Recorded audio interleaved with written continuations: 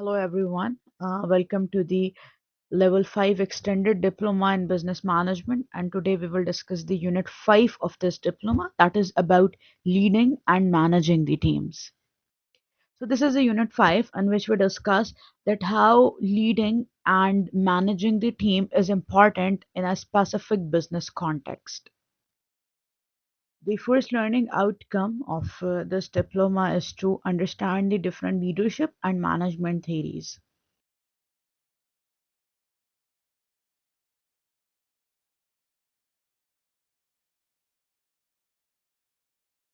So in this slide, there is the comparison of leadership and management. First aspect that we are going to discuss is the vision and execution. So the manager always focus on executing the task and following the procedure. But if we compare this from the leader, then leader always develops a vision and leader always inspire the other people and his team to achieve the goal that manager has already set. Then we have the next aspect, that is influence and authority. So the manager always relies on formal authority within the specific organizational structure. And if we compare it from the leader, then leader always uses the influence and charisma to motivate and guide others. The next establish or next aspect is change versus stability. If we talk about manager, then he always maintains the stability and order and he always ensures the consistency. But if we compare the manager with leader, then leader always embrace and drives the change, which challenges the status quo in which organization is already working. Then we have the other aspect or next step, that is people versus process. The manager always concentrates on optimizing the process and achieving the efficiency. Manager always focus on process, but if we compare it with leader, then leader always prioritize the people, their development and their engagement. Then we have the next aspect, that is focus or time horizon.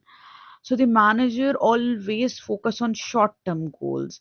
His focus is to meet the short term goals with immediate targets and deadlines. But if we talk about the leader, then leader is always visionary. He has the vision and he always focus on the long term goals that can shape the future and that can achieve the lasting impact. Now let's discuss the difference between the soft leadership and hard management. We have different aspects and we will discuss these aspects one by one. The first aspect is focus. If we talk about the focus in the context of the soft leadership, then the focus of the leadership is always to inspire and motivate the people or his team. And if we compare it with the management, then management is always about policy making and planning. Then let's move forward toward the second step, that is approach. If we talk about the leadership, then its approach is vision oriented, that always guiding his team towards the future. But for the hard management, the approach is always task oriented, that always enforce the process. If we talk about the third aspect, that is a style, then leadership always manage this through the relationship and encouragement. And if we talk about the management, then management always leads through the rules, authority and control. Then we have some key tools. If we talk about the soft leadership, then soft leadership has tools like inspiration, influence or some personal examples. And if we talk about hard management, then there are some tools like policies, procedures and structured process.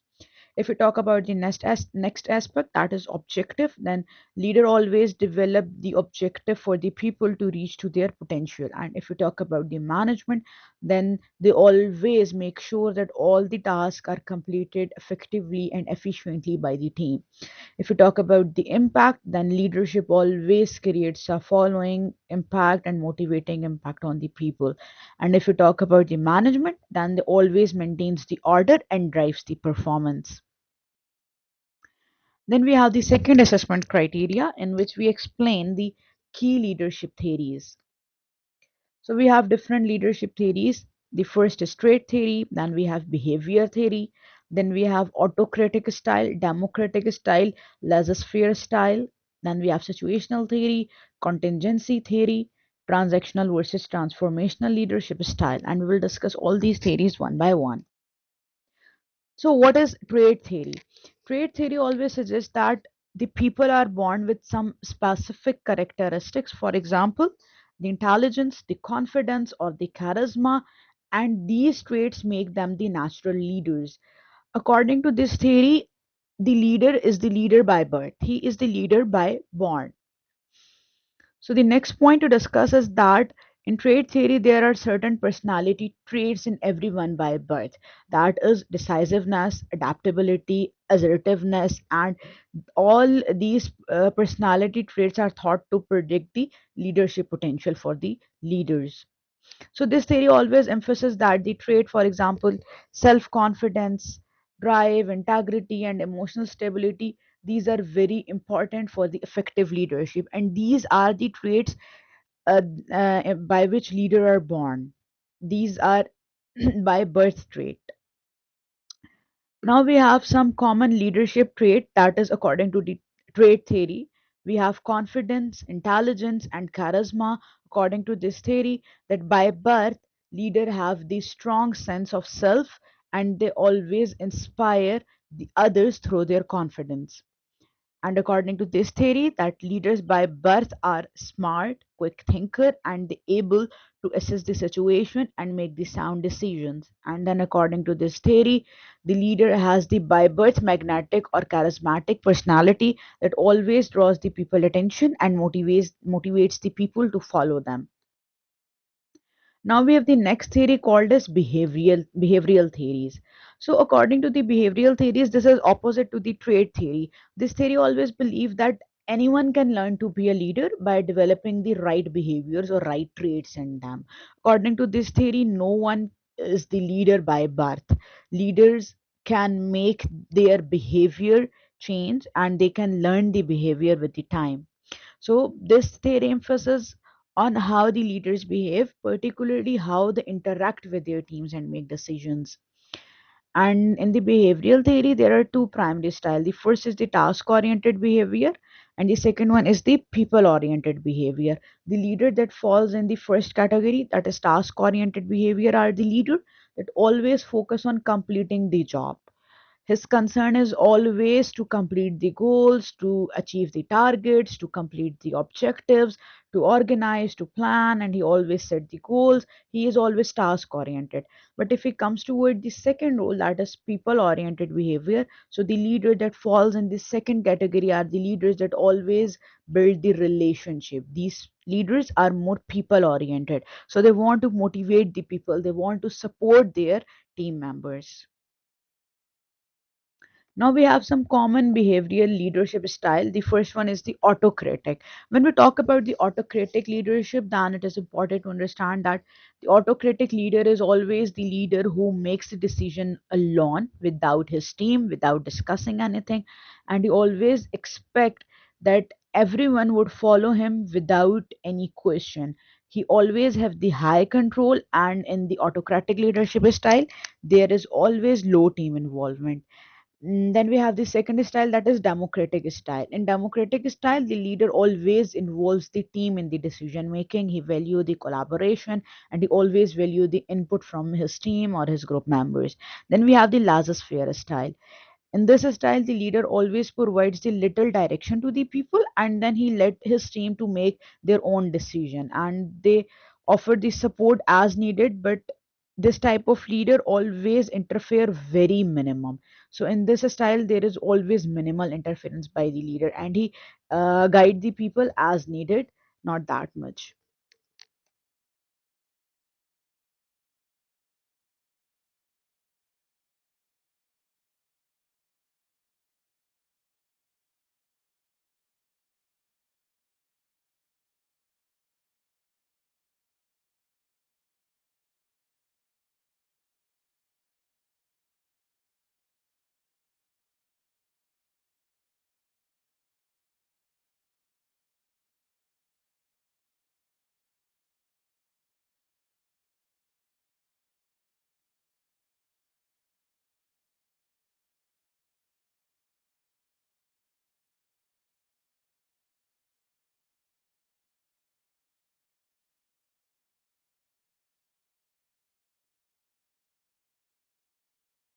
Now let's discuss the main leadership style in the situational theory. So we have the first style called as directive style. It is a style when the team is inexperienced or lack confidence. So in this case, the leader provides the clear and detailed instruction and closely supervises the team. So this style is the directing style. Then we have the coaching style or selling style. This style is adopted when the leader provides the direction, but he more emphasizes on explaining the decisions and encouraging the input, and it is always used when the team is gaining the competence but needs the motivation to work. Then we have the supporting or participating leadership style. In this style, the team is more competent, so the leader always focuses to support or motivate the team rather than directing them, which allows the more autonomy to the team. Then we have the delegating style. It is the style when the team is fully capable and confident. So the leader hands off most of the responsibility and he only stepping in when it is necessary. Now we have contingency theory. According to this theory, the effectiveness of a leader depends on how well the style matches the specific situations in which they are. So leaders cannot just change the style on the fly. They should be placed in the situation that match their natural leadership approach. So there are different factors like structure, leader-member relationship, and the amount of power and control the leader has will determine whether which leadership style is effective in which situation. Now we have the transactional versus transformational leadership. We have different aspects and we will discuss them one by one. The first is the motivation method. No, sorry. The first is the focus. So in transactional leadership style, the focus of the leader is on the task completion and short-term goals. But the transformation leader always focus on the change and long-term vision. If we talk about the, let me highlight them so it would be easier for you people to understand. So now we are discussing the motivation method. This. So motivation method, if we talk about the transactional leadership and the motivation method, then in transactional leadership, the transactional leader always uses the reward or punishment to drive the performance. And if we talk about the transformational leadership, then the motivation method of the transformational leadership is always the inspiration and personal influence. Now move forward toward the third focus, that is leadership style. This one in this style, the transactional leader always is directive and he focus on the clear structures and role. But if we talk about the transformational leadership style, then he is visionary and always encouraging the innovations and creativity. Now we have the next aspect, that is change orientation. So in change orientation, in case of transactional leadership, this type of leader always maintains the status quo and always resists the change. He is not innovative. He always resists the change. But if we talk about the transformational leader, then he always embraces the change that seeks to transform the organization. Now let's move forward toward the next aspect, this one, that is communication style. If we talk about the transactional leadership, then its communication style is top to down with clear expectations to to his employees. And if we talk about the transformational leadership, then there is two-way communication that fosters the open dialogue. Then we have some key tools. This is the next aspect. The transactional leadership leader always use the performance-based reward, contracts, and agreement as the key tools for the employees. But if we talk about the transformational leader, then he use the motivation, empowerment, and building the trust to motivate the employees. Now we have the other aspect in which we will discuss the example.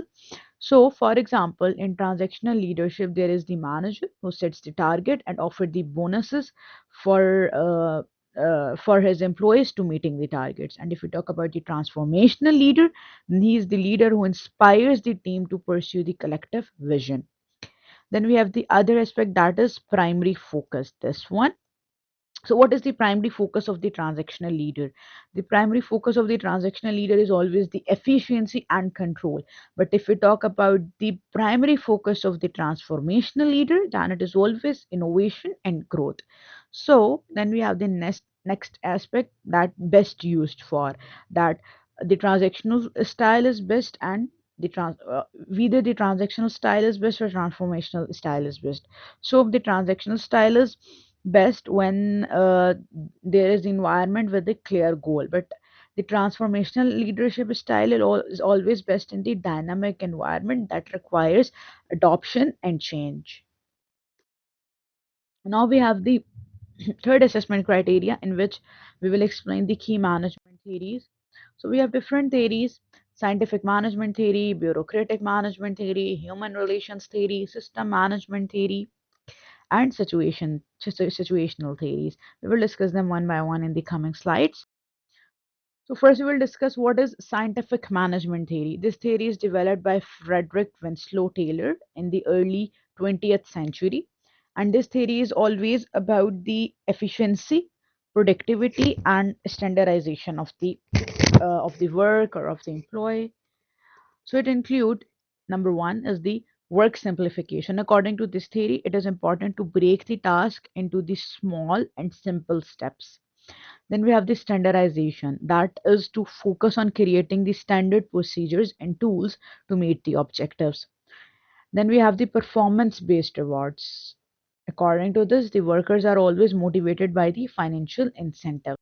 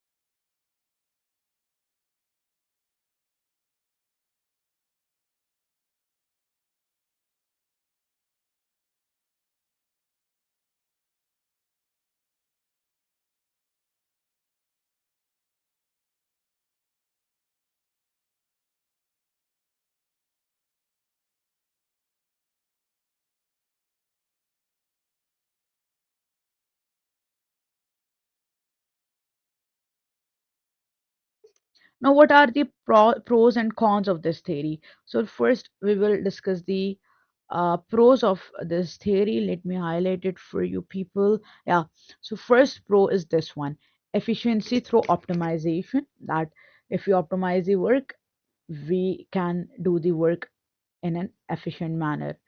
And in scientific management theory, there are clear structure and rules, and there are performance based reward. The productivity is more, and it is easy training for the workers. Now, let's talk about the cons. If we talk about the cons in the scientific management theory, then one person has to work in a repetitive manner. So, this is repetitive work that would lead to the boredom. This is the first con. Second con is the dehumanizing. It will treat the workers like machines that you have to perform one duty for all the time you are working in that organization. There is nothing new for you to learn. So human will feel like a machines when they are working under the scientific management theory. Then the other con is the this that is lack of innovation, and that is stifling the creativity, that there is no creativity, you have to do one work again and again and again. Then we have the next con, that is this one: over control and limiting autonomy. The leader or manager have the over control on the employees, and it always limit the autonomy of the employees.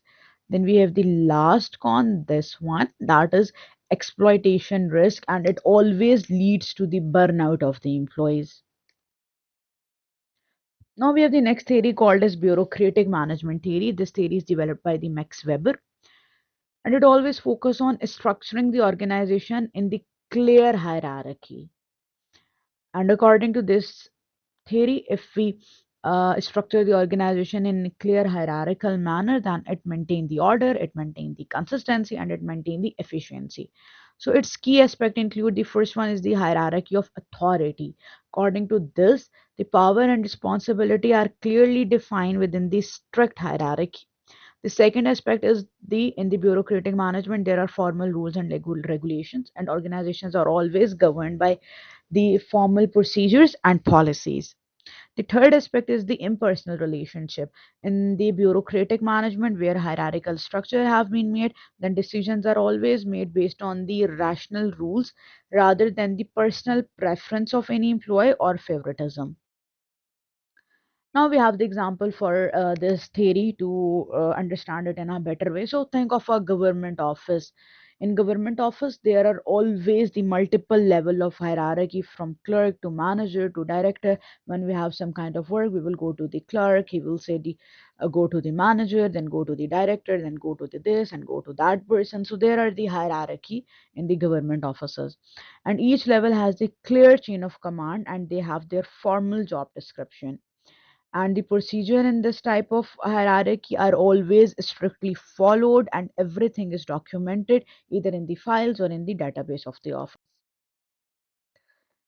Now let's talk about the pros and cons of bureaucratic management theory style, and I will adopt the same style that I will highlight the pros and cons one by one, so you people will not get confused that for which pros and cons we are discussing. So the first one is the consistency. This one, okay. So, in bureaucratic management style, there is always consistency in the process and outcome because everyone is following his own formal job description. Then we have the second pros, that is impartial decision making, that everyone can take part in the decision. Then we have the third pro, that is clear hierarchy and career path. Everyone knows that what is his job description, what is his hierarchy, and all. Then we have the third pro, that is specialization, that improves efficiency. Everyone is specialized in his or her work, and it will improve the efficiency of the uh, final outcome, you can say. Then we have the last pro, this one, that is accountability. And accountability, you can maintain the accountability through record keeping, because in the hierarchical structure, you have the record of every stage or every structure, you can say. So it is easier to be accountable when you are following the bureaucratic management style. Then we have the cons. I'm going to highlight it one by one too for you people. So the first con is the inflexibility. The bureaucratic management is always inflexible and it is always resistant to adopt the change. Then we have the second con, that is excessive red tape, that always slows down the process. There is always the pressure and it will slow down the process. Then we have the impersonal work environment, and the other con is that it limits the creativity and it's limit the innovation of the employees. And the last con that we have is the bureaucratic delays in the decision making. Now we have the next theory called as human relation theory, that is developed by the Elton Mayo, and this theory purely focus on the importance of the human element in the workplace. According to this theory focus on how interpersonal relationships are important and the impact of worker or employee satisfaction on the productivity of the company. So it has some key aspect. The first one is the worker satisfaction. It is very important to keep your worker or employee satisfied, as employees are one of the most important assets of your organization. So it is very important to satisfy the employees, because satisfied employees are always more productive ones. Then we have the second aspect, that is social needs. So workers are not just motivated by the money, or recognition, relationship, and a sense of belonging. They always have different social needs. Then we have the leadership through communication. Effective communication is always important. Employee involvement is always important whenever you are making a decision as a leader for an organization. So communication is important for the satisfied employees. Now we have some pros and cons for this. These are very easy. Well, you can read them. Let me read them one by one for you people. So the first pro is that the human relation theory always boosts the morale and motivation of the humans or of the employees, because it purely focus on the people. The second pro is that it improves the communication and teamwork. The third is that it increases the employee engagement and loyalty. Now let's move forwards toward the cons. It may neglect the discipline and the structure process, because there is no hierarchy type of structure. So this can be one of the con of this theory. The second is that the inefficiency risk, because in this theory there is the over focus on the relationship, over focus on the people, over focus on the employees, though there can be the inefficiency risk. And the last con is that it is very hard to measure the productivity that impact directly. Now we have the system management theory. In system management theory, we have the three major aspects that we are going to discuss. The first is that the organization is always viewed as the interrelated part, and its key aspect is the first one is the interconnectedness. According to the system management theory, the organization is always seen as a whole system that is comprising the subsystem, and it has a holistic approach. It focuses on how different functions interact in the organization. And then we have input, process, output. So this theory emphasizes that how the company take the inputs, how it process them, and how it produce the outputs. Then we have the pros and cons of the system management theory. It's again very easy. You can just read it and understand them very easily. But again, let me read them for you people. So the first pro is the that it promote the cross department collaboration, because the department can collaborate with each other to fulfill the or achieve the overall objective of the company. And the second pro is the holistic problem solving that improves the organizational health. Then the third pro is that it enhances the adaptability to the external changes. The fourth pro is that it encourages the long-term planning as it consider all the factor of the company. Then we have the last pro, that it provide a big picture view of the organization. Now let's move forward toward the cons. The first con is that according to this theory, it is complex to manage this type of theory in large or diverse organization, and it always required the extensive coordination between the subsystem. And in this theory there is always slow decision making because everyone is interdependent on each other, and this type of theory can always lead to the overemphasis on system efficiency over the innovation. And we have the last con, that it is very difficult to measure the individual contribution because everyone is interdependent on each other. Now we have situational theory. I think we have discussed it before, so I will not discuss it very thoroughly in this slide. So situational theory is that the no single leadership style is best, and the effective leadership always depend that what type of situation is. Well, we have some key aspect that I think we didn't cover in the slides earlier. So the key aspect is that adaptability in situational theory, the leader should be flexible and he must be able to adjust the leadership approach based on the situation and need of the team. Then we have the task versus relationship orientation that we have discussed the earlier, that in situational theory there are task oriented leader that always focus on the results and outcomes, and then we have the relation oriented leader that always focus on the people and the motivation of them. Then we have the third aspect, that is follower development. This leadership style depends on the maturity and competence of their followers. Now we have pros and cons of this theory again, and again it is very easy. The first pro is that this one, sorry, I had the content. So the first pro is that it is flexible, and this flexibility make it easier for the leader to adopt any leadership style in any situation. The second pro is that it encourages the leader to develop the team competence. The third pro is that it matches the leadership style to team maturity. Then we have fourth pro, that it always help in improving the team motivation and performance. And then we have the fourth benefit, that it always promote the dynamic leadership approach. Now let's move forward to the disadvantages or cons. The first disadvantage is that this theory can be challenging to constantly adapt leadership style, and this theory requires the high awareness of both task and team dynamics. And in this theory, there is always the risk of misjudging the situation and using the wrong style. And the third con is that it can be time consuming to assess the situation, that okay, now this is the situation and we have to adapt this and that style. And the last disadvantage is that not all the leaders are naturally adaptable to different styles. Now we have the second learning outcome in which we understand how teams are developed. So the first assessment criteria is to explain what is meant by the term team development. So what is team development? Team development is basically the process of improving the team cohesion and performance over the time. Team members work towards the common mission and it synchronize their efforts. The team development always build the reliability between the members for open, honest communication.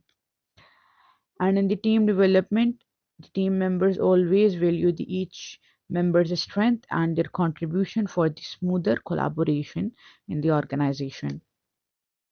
Teams always evolve through different stages, that is forming, storming, performing. These are the team development stages that we will discuss further. And the team development is the ongoing reflection and adoption to enhance the team effectiveness. Now we have the second learning outcome. We have the second assessment criteria in which we explain what is meant by the term high performance team. So, what is high performance team? High performance team is a team that consistently exceeds the expectations and deliver the exceptional results. The team member in the high performance team scenario are the one that works seamlessly together, that leverage each other's strength to achieve the goal. And there is the clear, open, and timely communication that ensures the alignment and minimize the misunderstanding. Every member in the high performance team is always committed to the same objective that drives the team forward with a unified focus.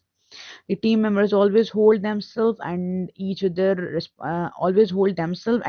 responsible for their roles and any outcome of the company. And the team constantly seeks the improvement and adopting and growing to stay at the top of their game and to remain competitive in the market. Now we have the third assessment criteria in which we compare different team development models. So the first model is the Tuckman's team model, and there are some stages of the team development. The first stage is the forming stage. In this stage, the team members come together to achieve some goal of the organization, and at this level their roles are very unclear. Then we have the second stage, that is storming. And storming, the conflicts are starting to arise because every individual have their own opinion about the certain objective or certain goal. Then we have the third stage called as norming. In the norming stage, the team starts to resolve the differences between them. Then we have the performing stage. In this stage, the team reaches very high level of performance. And then we have adjourning stage. In this stage, the team have already completed the project and they disband after achieving the objectives. Then we have the ADAR's task team individual framework. So this theory has three core responsibilities. You can also see them in the image on the slide. So the three core responsibilities are task, team, and individual. We have the task need, and if we talk about the task need, then it involved setting the objective, planning the tools, allocation of the responsibility. I am explaining it with the help of the picture. Here you can see it. Then we have the team need. It includes the communication, team building, and motivating the team. Then we have some individual need, that is coaching, counseling, developing, motivating. So according to this model, if you have to make a team, then the team has three responsibilities. Okay, the first is the need of the task, that what you want to achieve by the team, that what the team want to achieve or what you expect the team to achieve, what is the need of the task. Then we have some team need, that how the team would communicate, how they can build the team, how they can be motivated. Then we have some individual need, that if some individual in the team needs coaching or counseling or motivating. So the effective leader always balance these areas to make sure the tasks are completed. And we can apply this model to guide the team leaders in balancing the task accomplishment.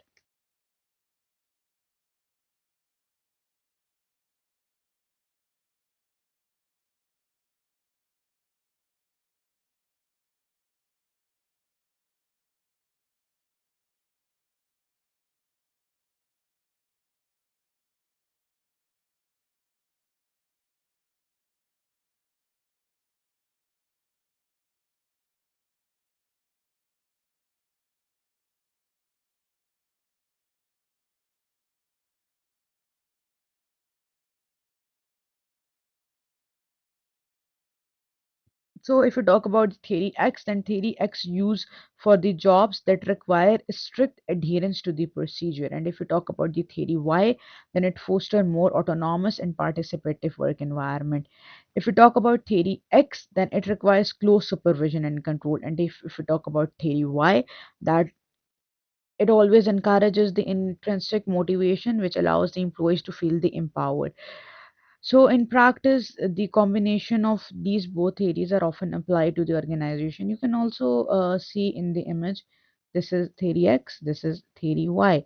Theory X assume that employees dislike the work and they are lazy, they dislike the responsibility. And if you talk about the theory Y, then it assume that employees like the work and they are creative and they seek responsibility. Now we have the third learning outcome in which we understand how to improve the individual and team performance. So the first assessment criteria is to explain the techniques used to improve the individual and team performance.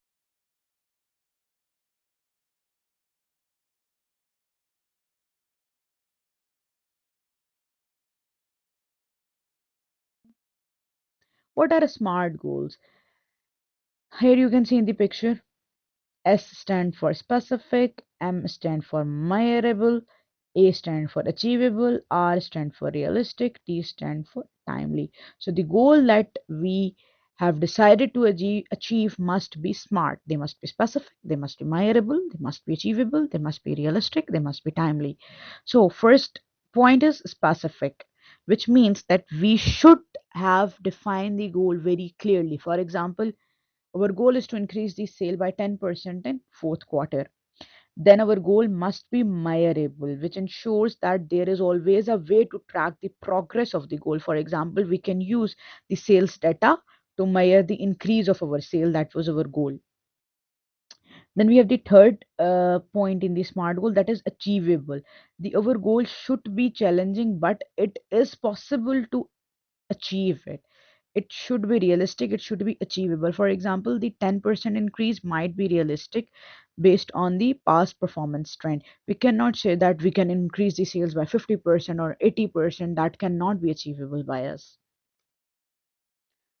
Then we have the fourth point, that is realistic. The goal that we set should be realistic. We should set a goal that is within the realm of the possibility, that can be possible. For example, ensuring the team has the tools and skills to achieve the 10% increase. If your team is not that efficient, then you must decide that we can increase the sale by 5%. And if you are deciding that we can increase the sales by 10%, then your team must be capable of that. So your goal must be realistic.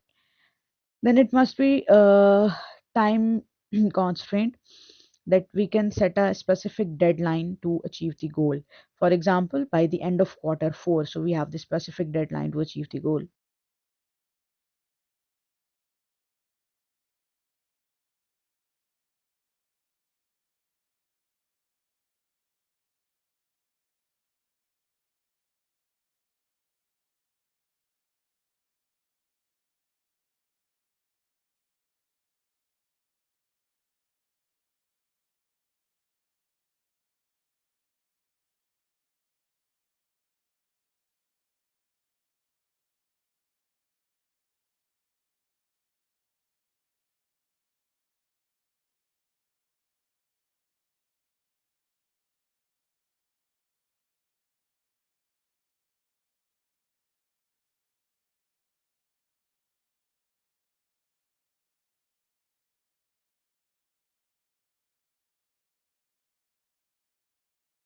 Now, what is performance appraisal? The first point in the performance appraisal is the clear objective. We have to set the well defined performance goal before appraisal. Then we should have regular check ins. We should hold the frequent informal check ins, not just annual reviews. Then we should have the constructive feedback that provide the balanced feedback and highlight the achievement while offering the areas of growth. Then we have some specific performance metric. For example, we can use objective and data driven performance metrics where they are applicable. Then we have some development plans that aligns the appraisal with personalized development plans for growth. Then we should have employee involvement. We should involve the employee in self-assessment and goal setting to increase the buy-in. Now we have coaching and mentoring. If we talk about coaching and mentoring, then there must be trust and rapport, which establish the strong and trusting relationship between coach and mentor. Then we have development goals, means we should set specific and actionable development goals based on the individual needs. Then we must be active listener. So the coach and mentors should listen actively and provide the thoughtful guidance. There must be regular sessions. We should schedule the consistent coaching or mentoring sessions to ensure the progress.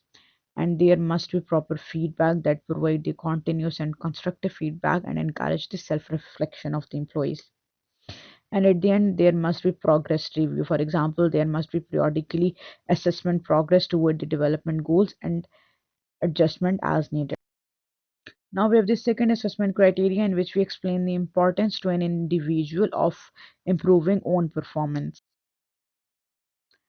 So there are some importance. The first is that if we improve our own performance, then it enhance our own competencies and it make you more effective and versatile.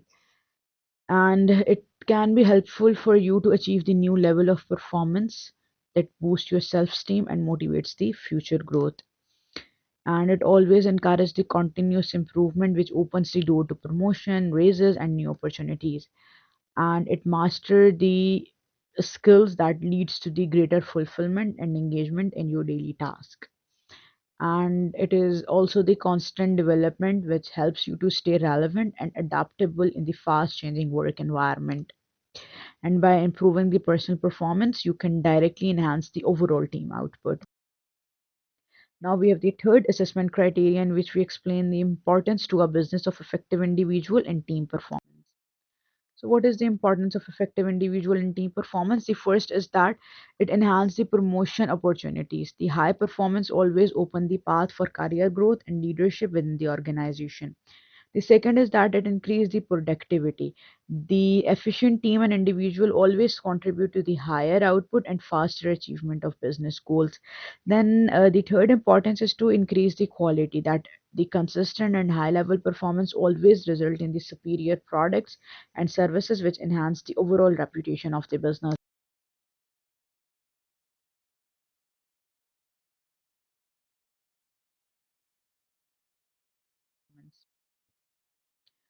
We have some motivational theories.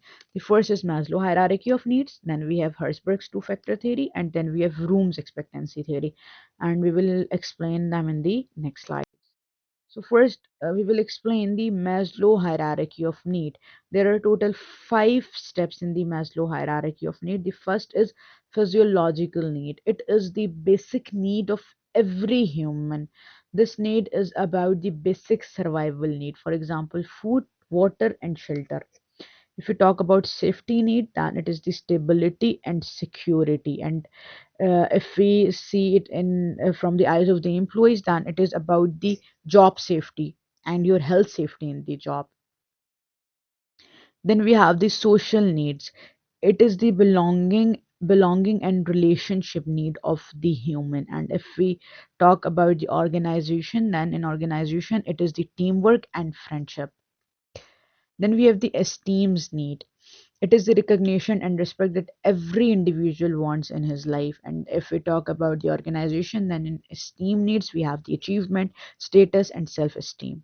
Then we have this self actualization. It is the highest level of the satisfaction is in Maslow hierarchy of need, that is about the personal growth and fulfillment. And if we talk about in the context of the organization, then it is about realizing the potential and creativity of the employee.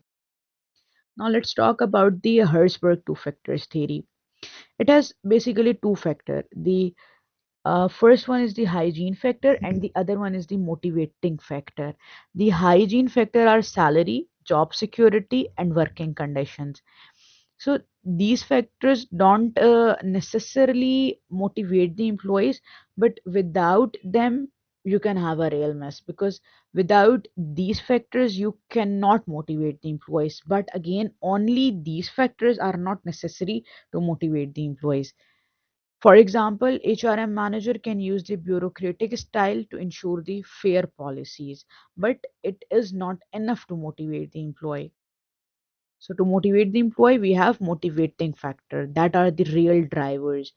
It include recognition, responsibility, and personal growth of the employee. These factors push the people to go beyond the bare minimum. For example, project management adopts the transformational leadership style. So it inspires the team members by offering the growth opportunities. Then we have Victor Vroom's theory. It has three steps or three key components. The first one is the expectancy. It is the belief that increased effort of the employee will always lead to the better performance. Then we have instrumentality. It is the belief that good performance will always be rewarded. Then we have the third component, that is valence. It is about that the value it is basically the value that an individual places on the reward. Now we have the fourth learning outcome in which we understand how to improve the individual and team performance.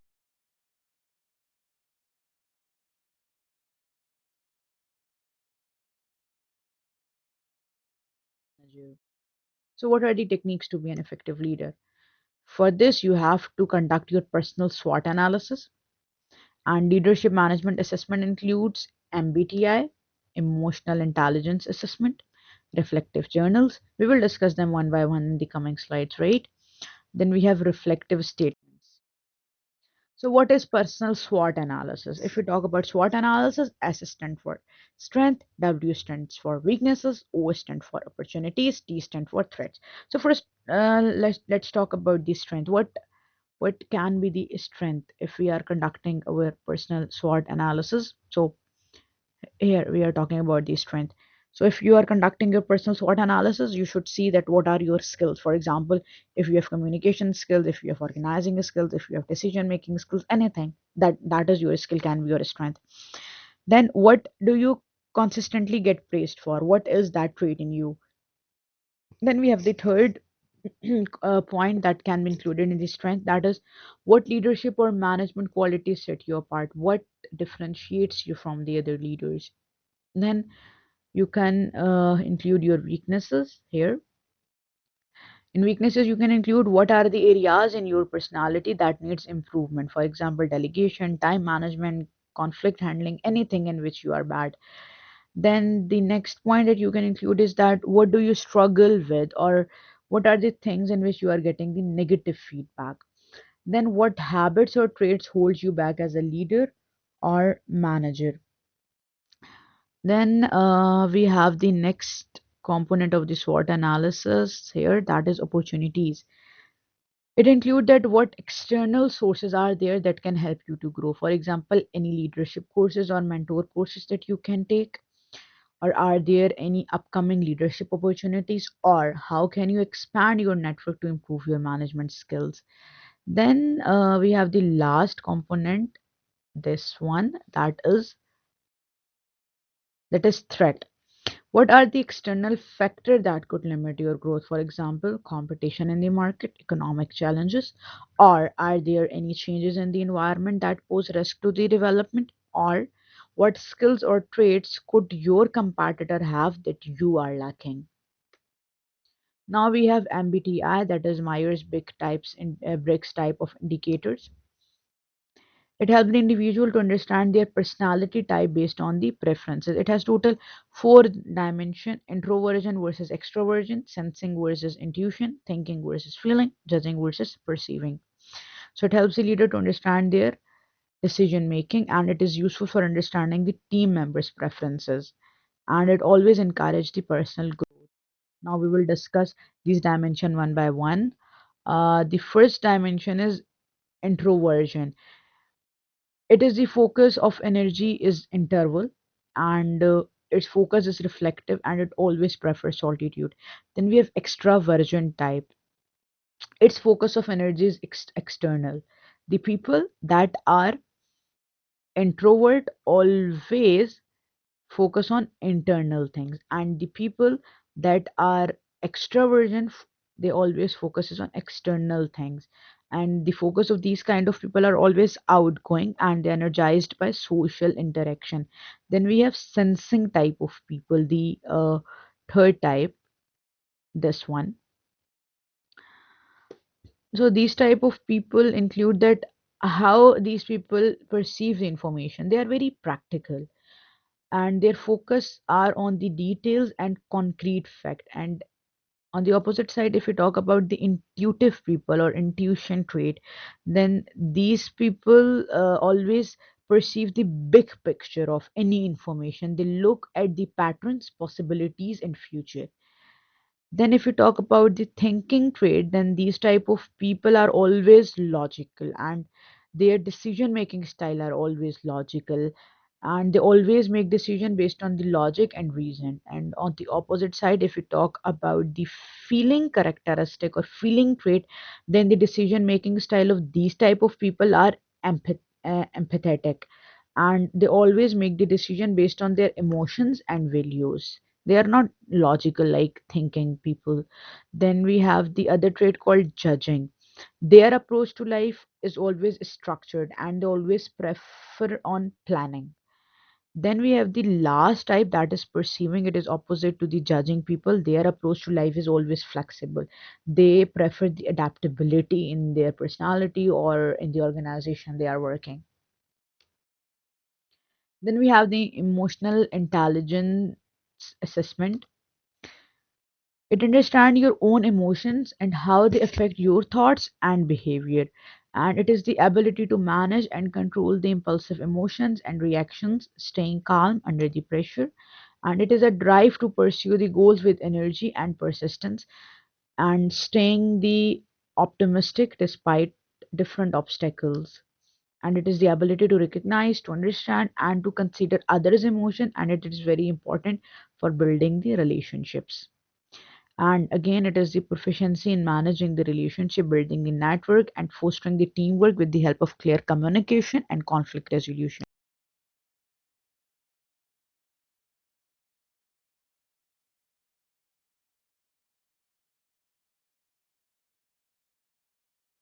So to do this, there are different reflective journal, and its key components include: the first one is the personal reflection. It is important to analyze your thoughts, your feelings, and actions in response to the specific experience. Then we have the second component, that is learning from experience. It is important to capture the insights gained from the challenges, success, and failures. Then there are the third component, that is critical thinking. It is about reflect on the reason behind your decisions and behavior. Then we have fourth component, that is goal setting. By the way, I am reading the components from the image.